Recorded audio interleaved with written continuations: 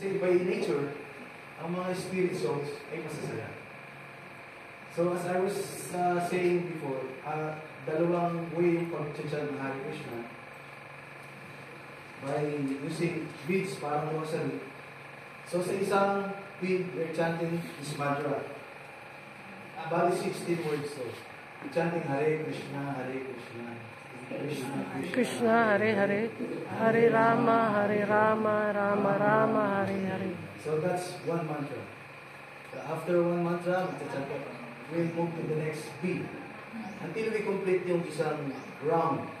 Tawag namin sa isang ikot nung chanting isang one round. So we're chanting 16 rounds every day ng mga mantra. So this is one way by using a rosary or japa mala. And another way is by using musical instruments tapos nagkakantahan kami. Pero the same mantra pinakatahan. Na-witness na rin ni Sister yung chanting namin ka sa Pupa Beach. So kung ang marapani nyo, we will also chant here and you can participate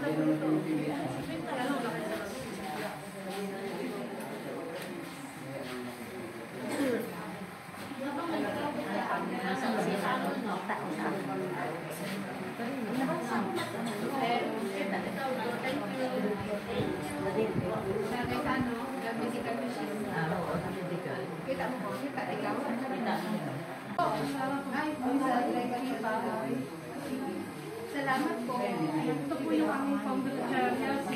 Salamat po dito sa aswang the incarnation. Thank you. Wow.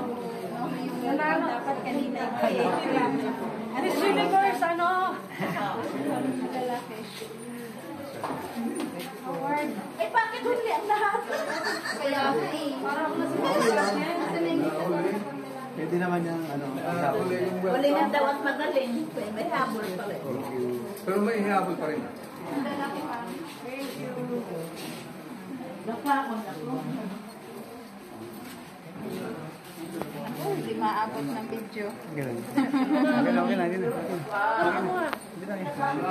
Ayun kasi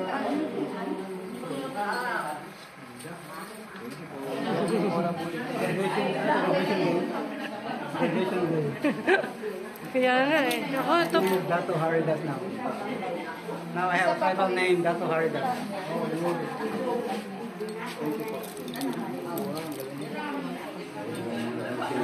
okay. Salamat po.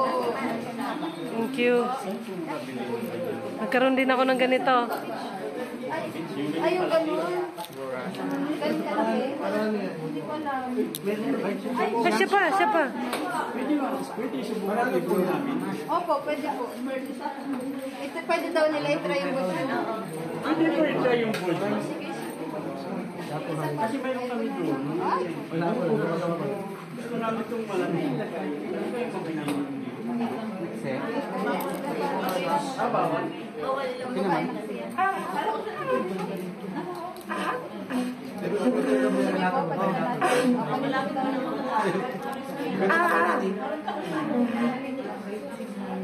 Dato Bringara. Oh, ay, ito yung sa'yo.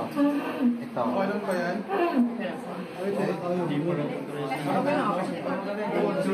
Maganda yan, Shen. Hindi may gusto dito. Akin na lang yan. Ako na lang. Okay na yan. Puro na siya shell.